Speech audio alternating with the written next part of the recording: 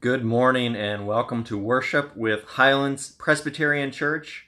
We're getting to a point as things start to reopen that we can begin to see on the horizon a chance for when we can gather together and worship again. And I look forward to that. There's a rhythm of gathering for worship where we gather and then we're sent out to love and to serve the world. And I miss that. I miss seeing you and hearing about your lives, and so I look forward to the chance to gather when it's safe and responsible to do so. Today we're going to continue in Romans. We're going to be in Romans 3, verses 21 through 26. But now the righteousness of God has been manifested, apart from the law. Although the law and the prophets bear witness to it, the righteousness of God through faith in Jesus Christ for all who believe.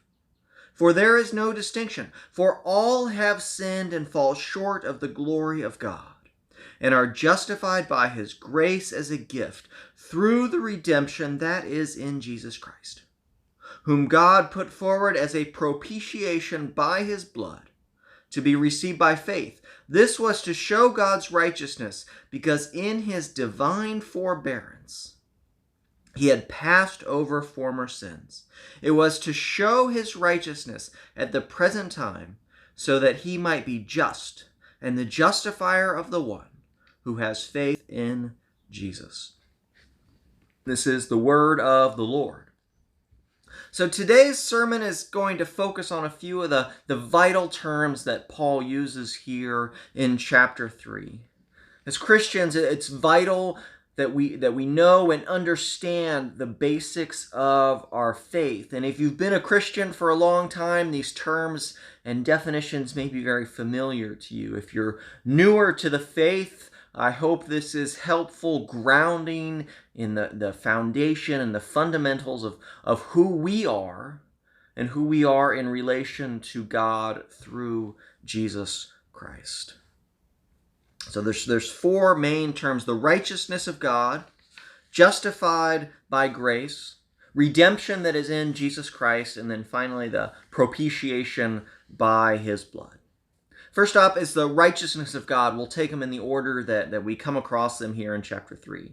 And I talked about this quite a bit last week. The righteousness of God is referring to God's right moral character. It's manifested in his holiness and justice. As I mentioned last week, God is so perfect that God cannot tolerate any sin or imperfection. And this is, again, good news, because this means God is completely good. God is completely trustworthy. You can count on God to keep every single one of God's promises. It means that we look forward to heaven. It means that there will be free of any kind or any hint of evil or suffering or death, because God is completely good. And only that which is completely good can then be in God's presence. And so, since we are not, as Paul says, all have sinned and fall short of the glory of God, this means that a sacrifice for sin is necessary, some atonement to cancel out the sin that we have accumulated. Now, the other benefit of God's righteousness means that God cannot ask for additional payment for sin. Since God is righteous, it means that once the sin has been paid for, once that debt is canceled, another payment cannot be accepted, right? That would be unrighteous to accept two payments for the same sin. And so in Jesus Christ, the payment for sin has been made. And so we don't have to spend our time or energy coming up with another payment, for God has fully paid that debt through Jesus Christ. So God's righteousness means that the sin that has been paid for is gone. The debt is canceled, and we are set free. So moving beyond the righteousness of God, we get to the idea of being justified by grace. We talk about justification. For some reason, the first thing that comes to my mind is pirates, and maybe it's because I was reading a story this week about how Johnny Depp likes to get dressed up as Jack Sparrow from Pirates of the Caribbean sometimes and go sit in the ride in Disneyland and see if anybody notices him in there. And I think this is fantastic that he does this. Well, pirates, I mean, there's still pirates today, but when we think of pirates, we think of them from a few centuries back, and they're kind of the scourge of the ocean, and they would plunder and rob ships in the open sea.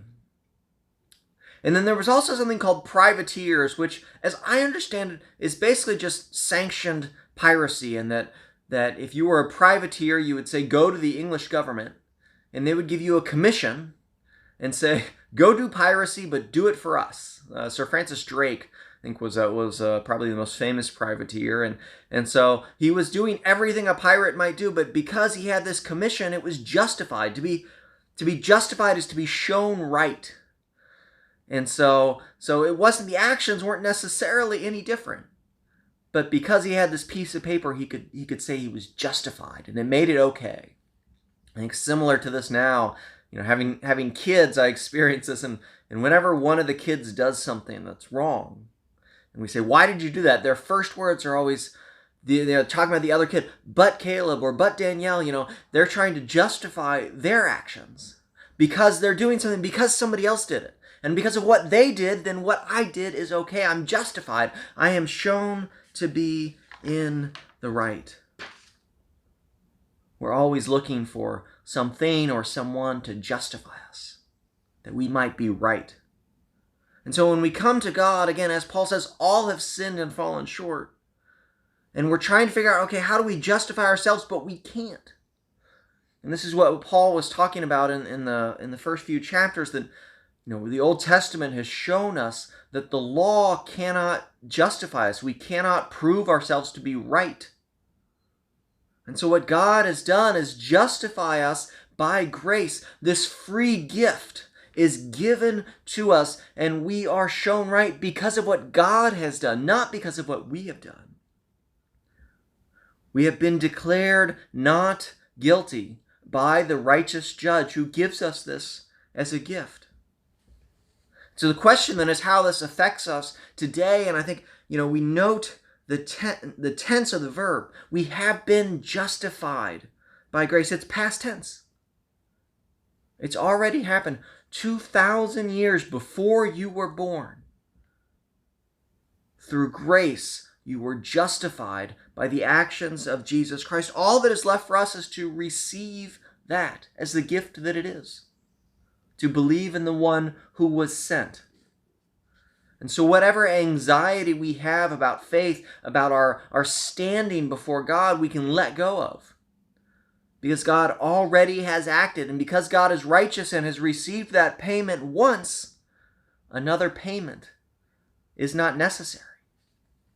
And so we then can rest. I've been studying Tozer's The Pursuit of God with a group, and this week we were talking about meekness and rest.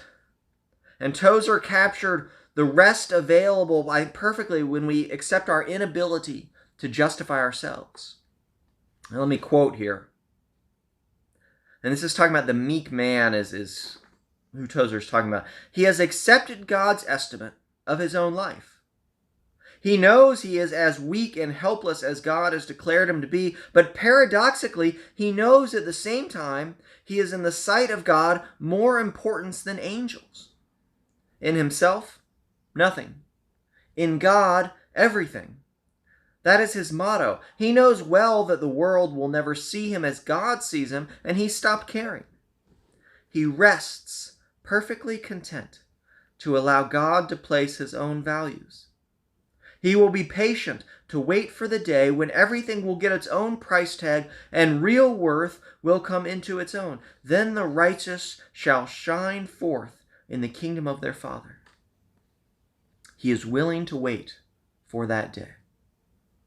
So Tozer's talking about how meekness, being able to receive what Christ has done, gives us the chance to rest because we stop striving to justify ourselves by the standards of the world. Having been justified by grace, we can rest free. We have been shown to be right. We move on to the next term, redemption that is in Christ. Redemption is a phrase we use a lot in the church. I don't know that we use it terribly often outside of the church. The thing that came to my mind is being at home doing more online shopping. Usually when you click on your cart and you go to checkout, there's a line that says redeem promo code. And so when I want to check out and I go to buy something, what I do is I spend 20 minutes searching the corners of the internet trying to find some promo code. And I try 16 and discover that 15 of them have expired and one of them will allow me to save $2. And so I redeem that promo code and I get my $2 back. And it's not completely different than how the gospel works. I don't think anybody's going to start making t-shirts that says Jesus is my promo code. But when we think about this, we were bought with a price. Through Jesus Christ, God has redeemed you from sin. He's purchasing you for God's kingdom. In sin, we sold ourselves into slavery to sin. And then God is purchasing us back. He's redeeming us by Jesus Christ. When we think about the Old Testament, God liberated the Israelites from slavery in Egypt. And Passover, it was the blood of the lamb that allowed them to escape, to be set free. And here when we get to the New Testament, we are in slavery to sin, and it's the blood of the Lamb, Jesus Christ, that allows us to be set free, to be liberated from sin and from death. You have been bought with a price, redeemed from death into life. Finally, we come to the last term, propitiation by his blood received by faith. And propitiation simply means satisfying God's wrath. God's holiness is not compromised through the process that has been set up to forgive sinners. This goes back to God's righteousness. The atoning sacrifice for sin that is Jesus Christ means that God's righteousness is unblemished. And so through that redemption process, we too are seen as unblemished. And so this satisfies the wrath of God directed towards sin. So we have propitiation, it's talking about that satisfaction. And so these are the pillars upon which we build our lives of faith. And notice in all of this what you are asked to do. You are asked to receive this gift that God has given you. There's no qualifications. There's no exam. There's no physical fitness test. We receive what God has graciously done for us. God gives it to us as a gift. God wants us to be free from sin. And so God has devised a plan through which we are freed from sin. And God, knowing our weakness, knowing that all have sinned and fallen short, God gives it to us as a gift. He sets this hope on the horizon and says, this is my gift for you. In the face of all of the chaos of life, we can cling to what God has done for us. And then, so going forth from that, we receive all of this. And Paul concludes with a word about the law.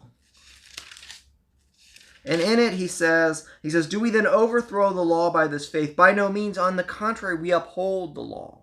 This is the last verse of Romans 3. And what Paul's saying is he's not necessarily talking about the mechanics of some of the Old Testament. He's talking about the moral law. And so much of the Old Testament is focused on how we treat one another. It's focused on our relationship to God, that vertical relationship. But it's focused on the horizontal, how we treat one another. How we treat our neighbor.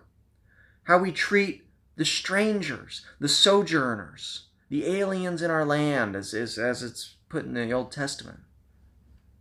And so then we receive all this, and so we're charged to go forth and think about how we treat. We uphold the ways we're charged to treat one another. We who have been blessed, we who have been given these things as a free gift, may we go forth then to love and to serve. To love in the same way that we have been loved. To accept in the same way that we have been accepted. To give grace as we have been blessed to receive grace. Thanks be to God.